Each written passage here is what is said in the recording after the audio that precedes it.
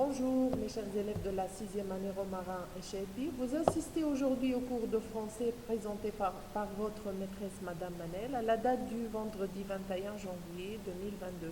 Alors, on va consacrer la leçon d'aujourd'hui pour la correction des exercices de grammaire et de conjugaison. Alors, tenez vos stylos et corrigez vos fautes. Lis le texte et classe les phrases dans le tableau. Un jeune garçon. Éric, le non-voyant, ne sort jamais seul de la maison. Ses parents l'accompagnent toujours, ils ont peur de la circulation, croyant que certains conducteurs ne respectent pas les piétons. Maintenant, Éric est un grand garçon. Il ne veut plus qu'on le tient par les bras pour traverser la chaussée. Alors, on va classer les phrases du texte en phrases affirmatives et phrases négatives. La première phrase, Éric, le non-voyant, ne sort jamais seul de la maison. C'est une phrase négative. Ses parents l'accompagnent toujours, ils ont peur de la circulation. Donc, on va diviser cette phrase en deux phrases. C'est une phrase affirmative. Certains conducteurs ne respectent pas les piétons. Donc, c'est une phrase négative. Maintenant, Eric est un grand garçon. Donc, c'est une phrase affirmative. Il ne veut plus qu'on le tient par les bras pour traverser la chaussée. Donc, c'est une phrase négative. Alors, ni les affirmations affirment les négations au paragraphe. On va donc travailler sur toutes les phrases du paragraphe. On va transformer les phrases affirmatives en négatives et les négatives en affirmatives. La première phrase, Éric le non-voyant ne sort jamais seul de la maison. Éric le non-voyant sort toujours seul de la maison. Ses parents l'accompagnent toujours. Ses parents ne l'accompagnent jamais. Ils ont peur de la circulation. Donc, ils n'ont pas peur de la circulation, croyant que certains conducteurs respectent les piétons. Maintenant, Éric est un grand garçon. Maintenant, Éric n'est pas un grand garçon. Il ne veut plus qu'on le tient par les bras pour traverser la chaussée. Il veut encore qu'on le tient par les bras pour traverser la chaussée. Écris les phrases à la forme affirmative. Éric n'est jamais seul dans la rue. Éric est toujours seul dans la rue. Le pauvre enfant n'a plus l'espoir de guérir. Le pauvre enfant a encore l'espoir de guérir. Les parents d'Éric n'acceptent pas de l'opérer jeune. Les parents d'Éric acceptent de l'opérer jeune. Réponds aux questions par des phrases négatives. Ce sont tous des phrases interrogatives. On va répondre par des phrases négatives.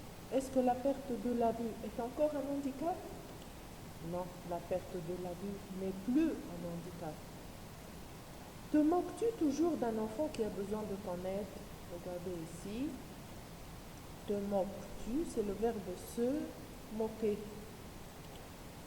Non, je ne me moque jamais d'un enfant qui a besoin de mon aide. Les non-voyants peuvent conduire.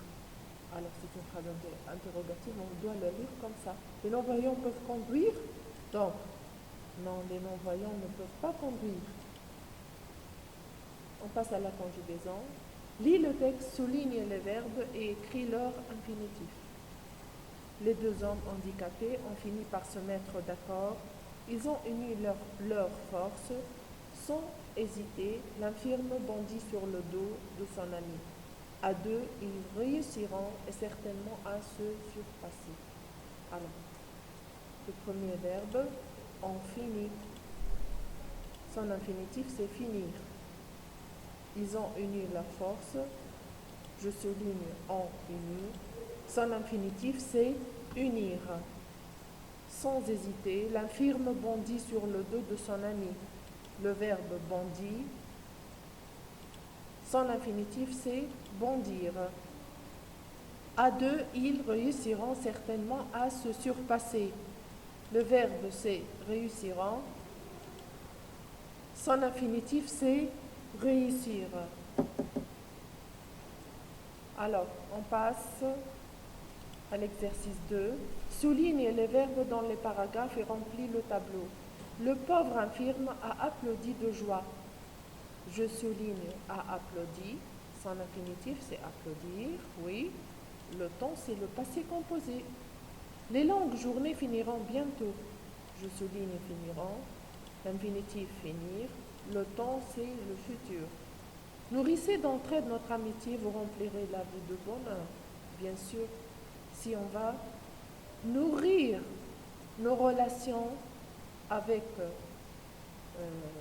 l'entraide, on va remplir toute cette vie de bonheur. Nourrissez, c'est nourrir, présent. Vous remplirez la vie de bonheur. Donc, remplir, c'est le futur. Alors, complète les phrases par le terme temporel qui convient. Plus tard, chaque jour, hier, aujourd'hui. Les 2 ans fournissent des efforts louables pour profiter ensemble de la joie de vivre. Il y a un terme qui manque ici. Ont-ils rougi devant les commentaires des passants? Il y a un terme manquant aussi. Le non-voyant obéira aux directives de son ami paralytique. Donc, chaque jour, les 2 ans fournissent des efforts louables pour profiter ensemble de la joie de vivre. Oui. Alors, on a après. Hier, ont-ils rougi devant les commentaires des passants? Alors, après, on a plus tard, le non-voyant obéira aux directives de son ami paralytique. Complète le tableau. On a des phrases, on va les transformer au passé, ou bien au futur, ou bien au présent. Nous réussissons à nous entendre.